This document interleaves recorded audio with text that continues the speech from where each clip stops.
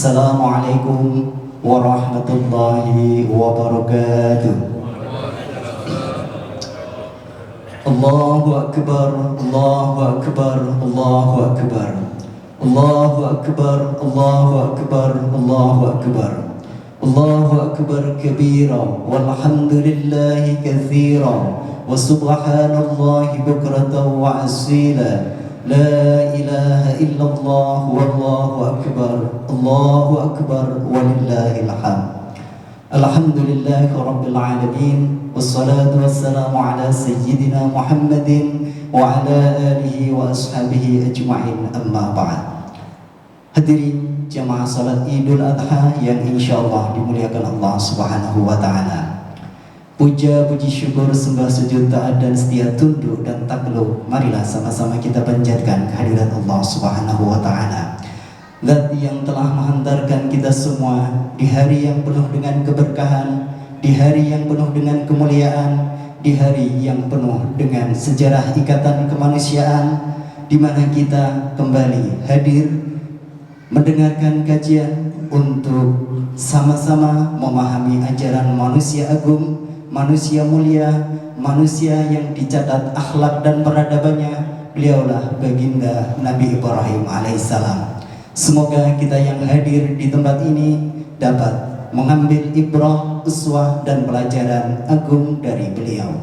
Salawat dan salam semoga senantiasa tercurahkan kepada manusia budiman, insan pilihan, Rasul akhir zaman yang menjadi rahmat bagi seluruh alam. Beliaulah baginda Rasulullah sallallahu alaihi wasallam. Hadirin hamba Allah kekasih Rasulullah, tausiah hasanah mutiara hikmah melalui mimbar Idul Adha hari ini 10 Zulhijjah 1445 Hijriah akan disampaikan oleh guru kita Al-Ustadz Haji Khairuddin Ibnu Jamal. Imam salat Idul Adha akan dipimpin oleh Al-Ustadz Dr. Andes Haji Muhammad Zainuddin. Kami sampaikan pula untuk perolehan hewan kurban di Masjid Babu Salam yang rencananya insyaallah penyembelihannya akan dilakukan pada pukul 8.30 sampai selesai kambing mendapatkan 32 ekor dan sapi sebanyak 11 ekor dengan 8 perorangan atau keluarga dan rombongan 3 ekor. Kemudian sebelum sholat Idul Adha kita mulai, kita bacakan Fatihah sekali untuk orang-orang yang meniatkan kurban, baik untuk keluarganya maupun kerabatnya ataupun bapak ibunya yang telah meninggal. Kita bacakan Fatihah sekali juga untuk orang-orang tua kita, guru-guru kita, ustadz-ustadz kita yang pernah berjasa menyampaikan ilmunya di masjid ini, serta para jamaah, para donatur, orang-orang yang pernah terlibat dalam kepengurusan Masjid Babu Salam maupun jamaahnya yang hidup. Semoga Allah berikan panjang umur, kesehatan, keberkahan, keluarganya sakinah, dan putra-putrinya dijadikan putra-putri yang soleh dan soleha. Adapun yang sudah wafat, semoga Allah ampuni dan Allah maafkan seluruh dosa dan kesalahannya. Allah terima dan Allah lipat gandakan seluruh pahala amal kebaikannya, dan Allah jadikan kubur mereka taman dari taman-taman surga. Alhamdulillah wa ala kulli niyatin salihah. Al-Fatihah. A'udzubillahi minasyaitonir rajim. Bismillahirrahmanirrahim. Alhamdulillahirabbil alamin arrahmanir rahim maliki yaumiddin. Iyyaka na'budu wa iyyaka nasta'in. Ihdinas siratal mustaqim. Siratal ladzina an'amta 'alaihim ghairil maghdubi 'alaihim waladdallin. Amin. Kembali kami sampaikan jemaah yang masih ada di luar, dipersilakan untuk menuju ke ruang ibadah utama maupun sisi kanan dari ruang ibadah utama yang terlihat masih kosong. Allahu Akbar, Allahu Akbar, Allahu Akbar. Allahu Akbar, la ilaha illallah, wallahu akbar, Allahu akbar, walillahil hamd. Billahi taufiq wal hidayah. Assalamualaikum warahmatullahi wabarakatuh. As-salatu 'idul adha jami'atan rahimakumullah. Allahu akbar.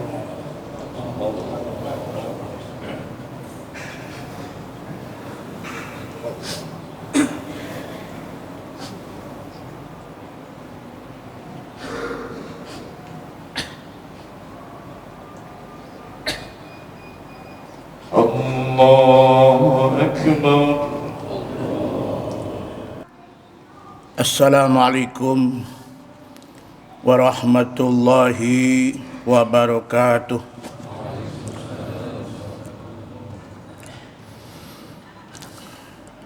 Allahu Akbar, Allahu Akbar, Allahu Akbar,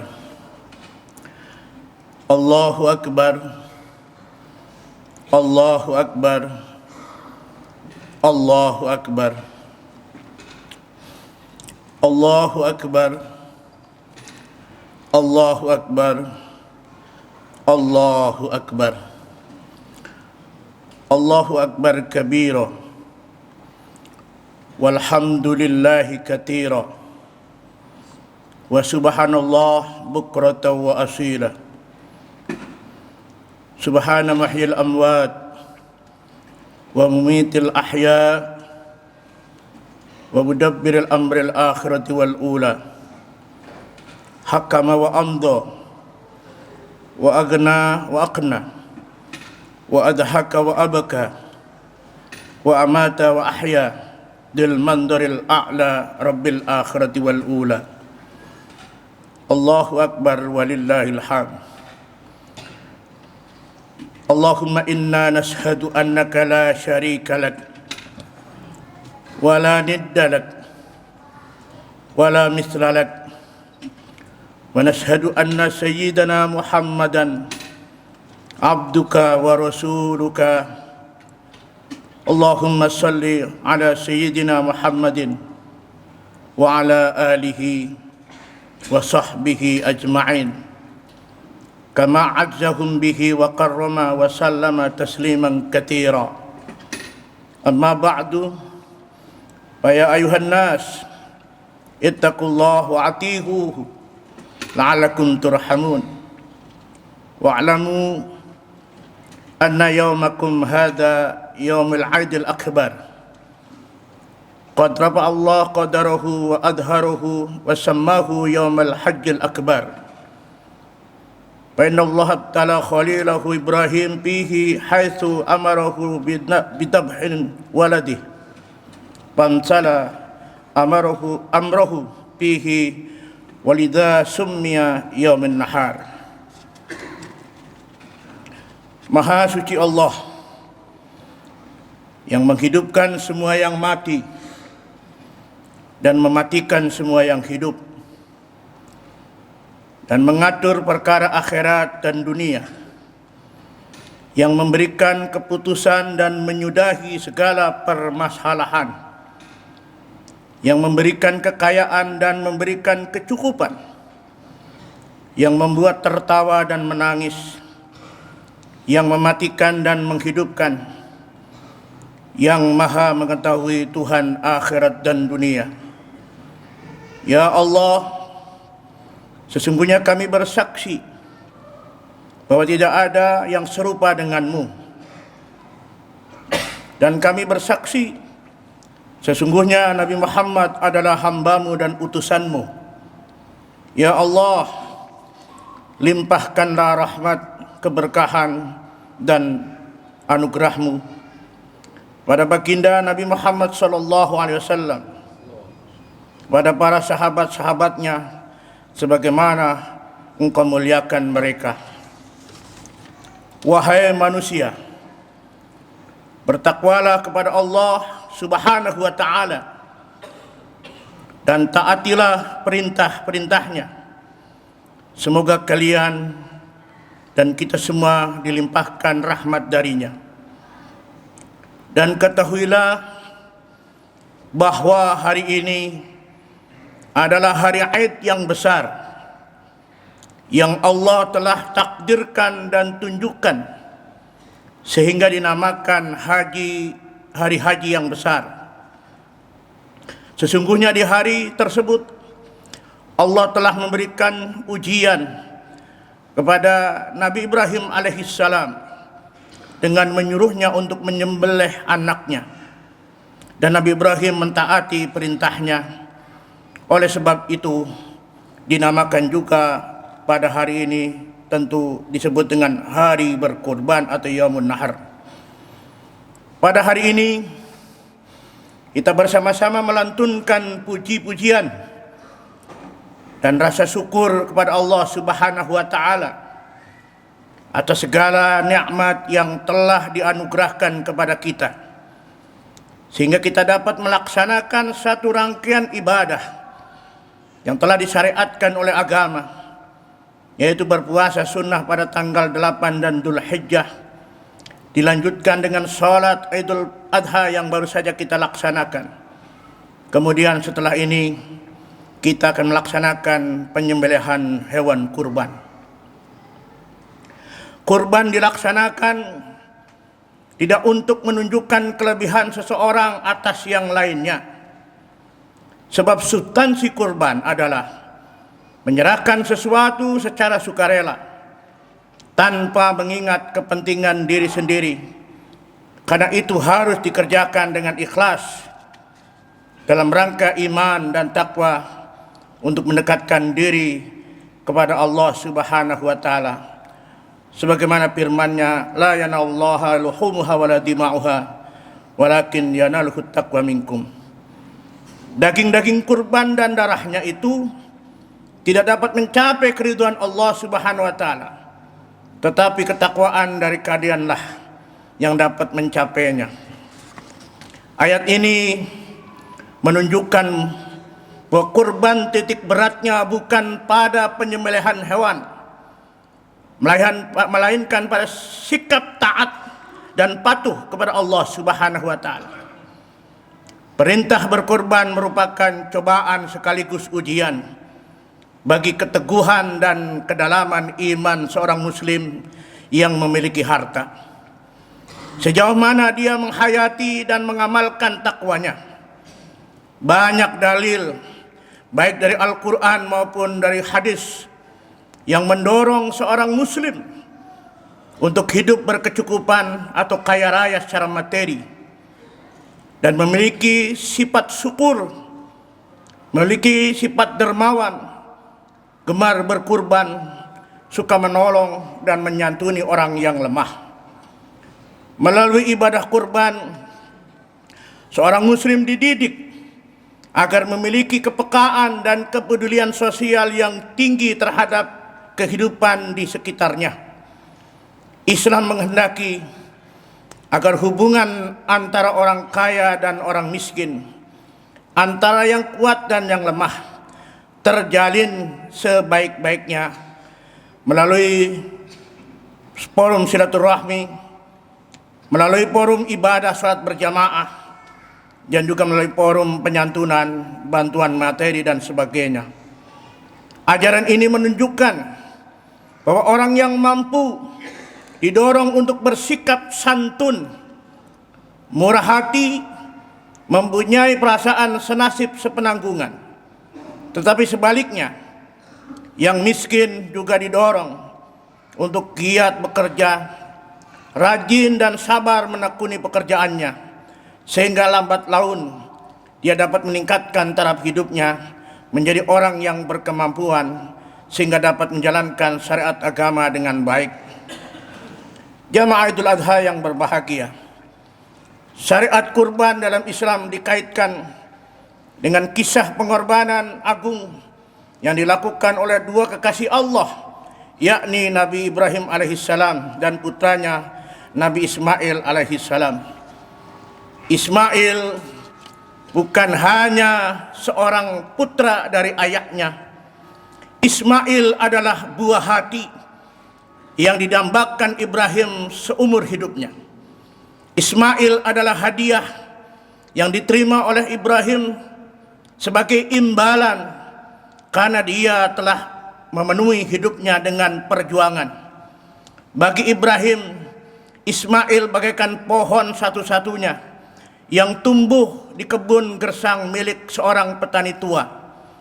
Dia harus menikmati setiap saat menjelang kematiannya, dan saat itu dinikmatinya karena ia telah memiliki Ismail. Tetapi tanpa terduga, wahyu Allah Subhanahu wa taala turun agar Ibrahim mengorbankan Ismail. Betapa guncang jiwa Ibrahim ketika menerima wahyu tersebut. Tak dapat kita bayangkan kegoncangan jiwanya meskipun seandainya kita saat itu bersama dengannya. Kedukaan hatinya tak tertanggungkan dan tak terbayangkan. Begitu menerima perintah itu, Nabi Ibrahim gemetar dan goyah seakan-akan hendak roboh. Saat itulah Ibrahim menghadapi perjuangan yang terbesar, yakni peperangan melawan diri sendiri. Ia mengalami konflik hebat di dalam hatinya. Siapakah yang lebih disayanginya, Allah atau Ismail? Ibrahim menghadapi dua pilihan, mengikuti perasaan hatinya dengan menyelamatkan Ismail putranya, atau menerima perintah Allah dengan mengorbankan dalam hati, atau menerima perintah Allah dengan mengorbankannya. Dalam hatinya berperang antara cinta dan kebenaran. Seandainya yang diperintahkan Allah adalah agar ia mengorbankan dirinya sendiri, maka tidak sulit bagi Ibrahim untuk segera melaksanakan, sebab dia telah mempertaruhkan nyawanya demi Allah Subhanahu wa taala. Tetapi yang diminta, hai Ibrahim, pasrahkanlah Ismail, korbankanlah Ismailmu. Ibrahim benar-benar menghadapi keputusan yang sangat sulit untuk diambil. Setelah 100 tahun menjadi nabi, hidup sebagai pemimpin yang memerangi penyembah-penyembah berhala, berjuang menghadapi orang-orang yang bodoh, dan menghadapi para penindas-penindas rakyat. Setelah memperoleh kemenangan dalam setiap medan pertempuran, setelah berhasil menyempurnakan setiap kewajiban dari Tuhan dengan tidak merasa ragu dan mempertimbangkan kepentingan pribadi, setelah Ibrahim mendapat tempat yang paling dekat dengan Allah dan harus menyempurnakan ketaatannya dengan mengorbankan yang paling besar, paling mencekam dan memerindingkan bulu roma, Pada akhirnya Ibrahim memenangkan peperangan dalam hatinya dengan menuruti perintah Allah setelah melalui godaan setan yang datang silih berganti. Hadirin hamba Allah yang mulia, dahulu Ibrahim bersedia mengorbankan Ismail, putra yang paling dikasihinya. Dan sekarang kita, siapakah kita? Apa Ismail kita? Apakah Ismail kita berupa kedudukan? Apakah Ismail kita berupa harga diri? Apakah Ismail kita berupa profesi? Atau Ismail kita berupa uang yang berlimpah, rumah yang megah, kebun-kebun yang menghasilkan, mobil yang mewah, keluarga yang dicintai? Apakah Ismail kita citra diri masa muda kita, keelokan paras ruh kita? Mungkin sampai saat ini kita belum tahu pasti apa Ismail kita yang patut dikorbankan. Tetapi ada beberapa petunjuk agar kita dapat mengetahuinya. Ismail kita adalah setiap sesuatu yang melemahkan iman kita. Ismail kita adalah setiap sesuatu yang menghalangi perjalanan kita menuju Allah. Ismail kita setiap sesuatu yang membuat kita enggan menerima tanggung jawab. Ismail kita adalah setiap sesuatu yang membuat kita hanya memikirkan kepentingan kita sendiri. Ismail kita adalah setiap sesuatu yang membuat kita tidak dapat mendengarkan perintah Allah.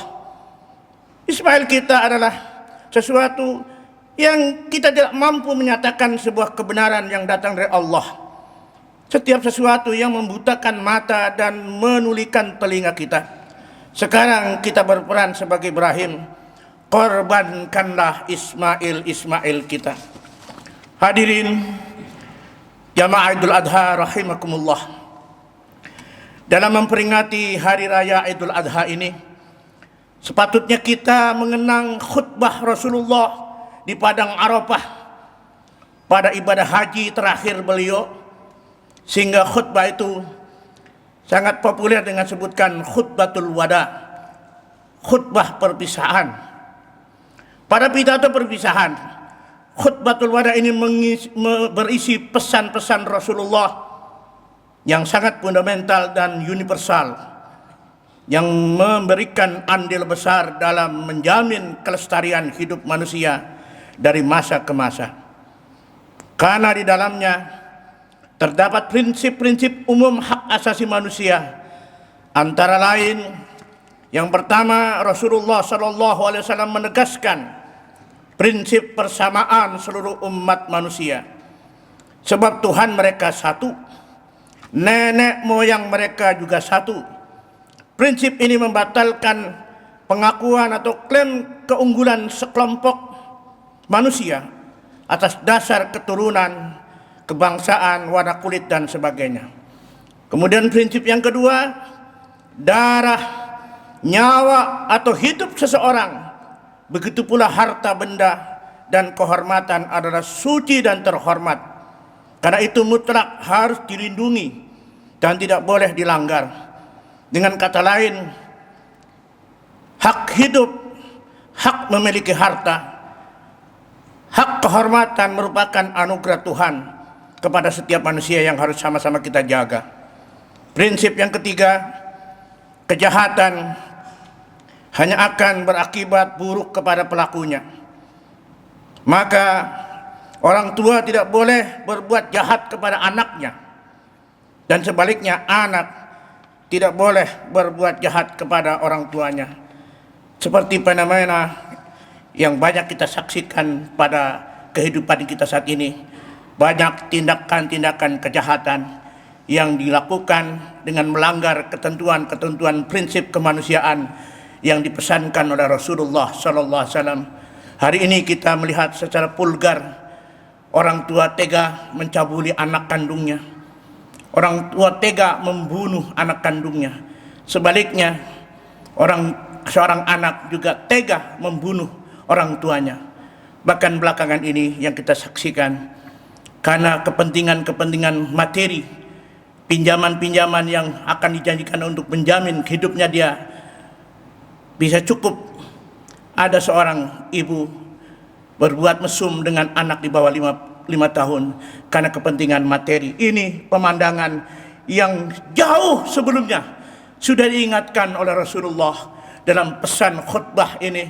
Rasulullah mengingatkan, jangan berbuat jahat karena kejahatan itu akan berakibat buruk bagi pelakunya. Untuk itu, melalui forum yang sangat resmi ini, khatib mengajak diri khatib sendiri dan para jamaah, mari ku anfusakum wa ahlikum naro, jaga dirimu, jaga diri kita, keluarga kita, jangan sampai terjerumus, terprosok masuk dalam siksa api neraka. Itulah yang dipesankan oleh Rasulullah. Kemudian prinsip yang keempat, seorang muslim adalah saudara sesamanya, sehingga tidak halal melanggar hak sesamanya kecuali dengan kerelaan dan persetujuan dari yang bersangkutan. Ala innal muslima akhul muslim, falaysa yahillu li muslim min akhihi syai'un illa ma ahalla min nafsih. Ketahuilah, sesungguhnya seorang muslim dan muslim lainnya adalah umat yang bersaudara.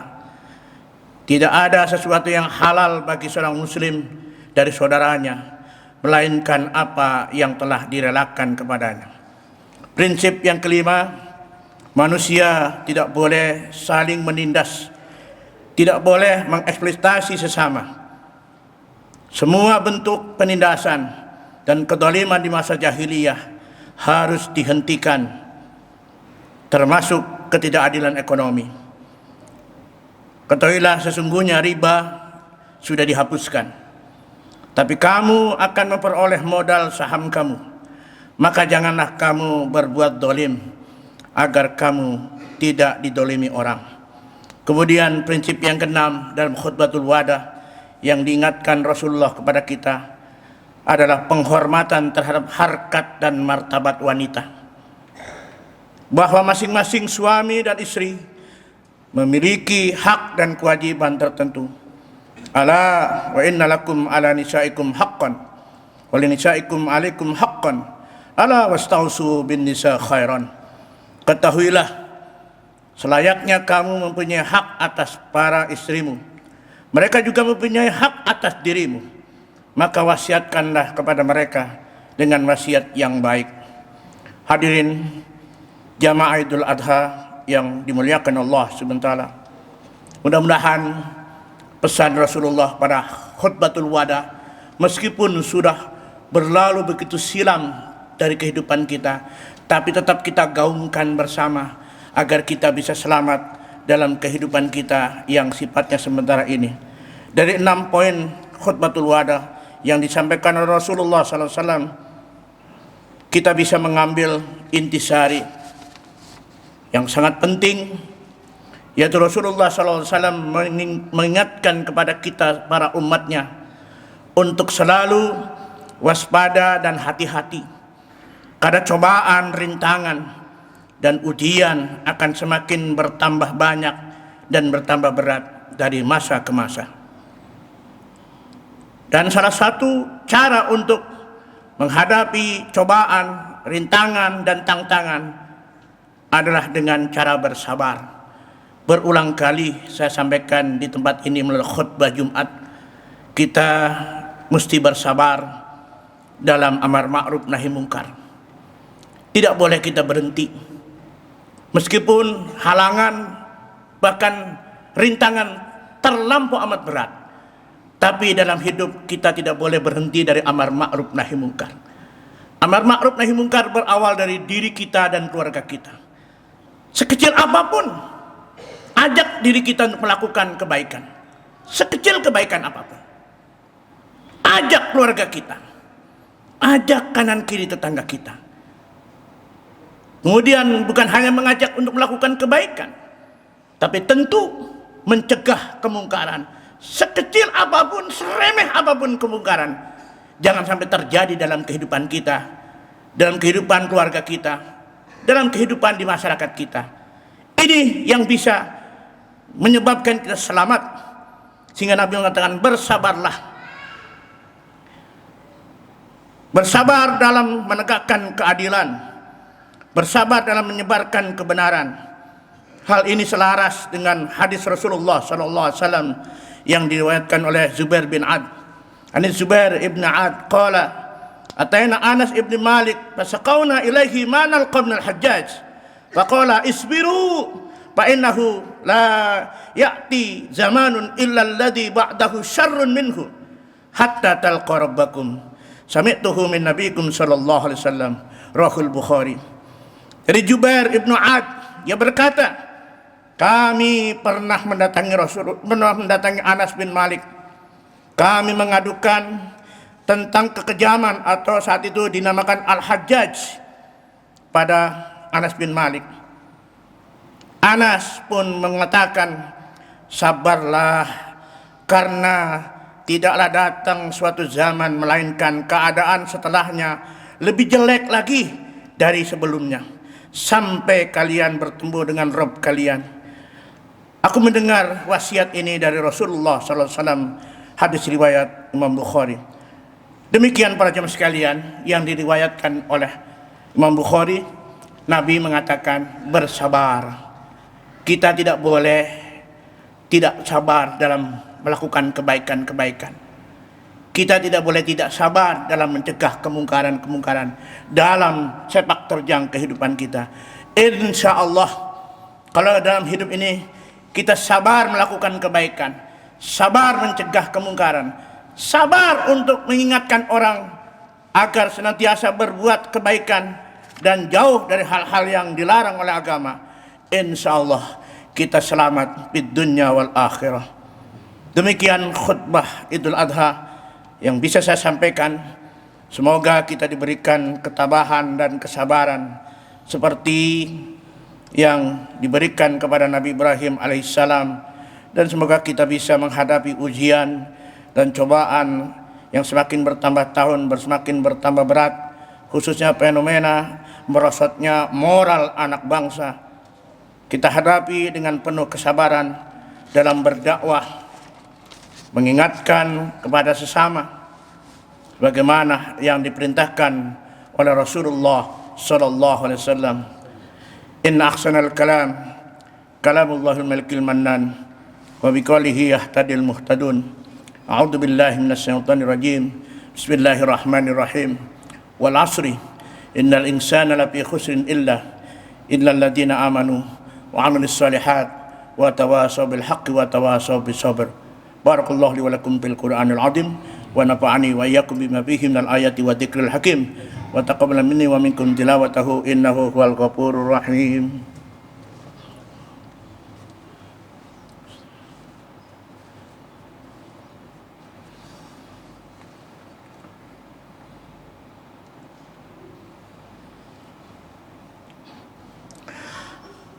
Allahu akbar, Allahu akbar, Allahu akbar, Allahu akbar, Allahu akbar, Allahu akbar, Allahu akbar, Allahu akbar kabira, walhamdulillahi katsira, wa subhanallah bukrata wa asila. Ashhadu an la ilaha illallah wahdahu la syarikalah ala ragbi anti man jahada bihi wa kafar.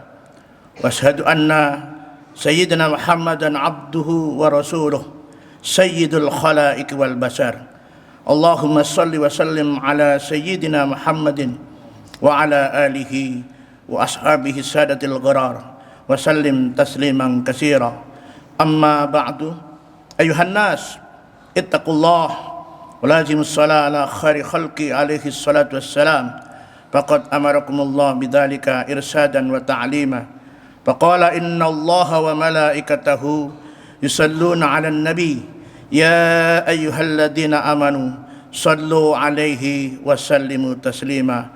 Allahumma salli ala sayyidina Muhammadin wa ala alihi wa sahbihi ajma'in wa ala baqiyati sahabati wat tabi'in wat tabi'at tabi'in wa man tabi'ahum bi ihsanin ila yaumiddin.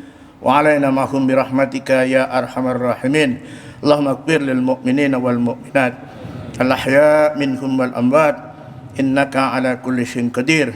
Allahumma a'izzal Islam wal muslimin wa ahlikil kafarata wal mubtadi'ata wal rabidata wal musyrikin wa damir a'da'ad-din waj'al Allahumma wilayatana fi man khafaka wattaqah. Rabbana atina fid dunya hasanah wa fil akhirati hasanah wa qina adzabannar walhamdulillahi rabbil alamin. Assalamualaikum warahmatullahi wabarakatuh.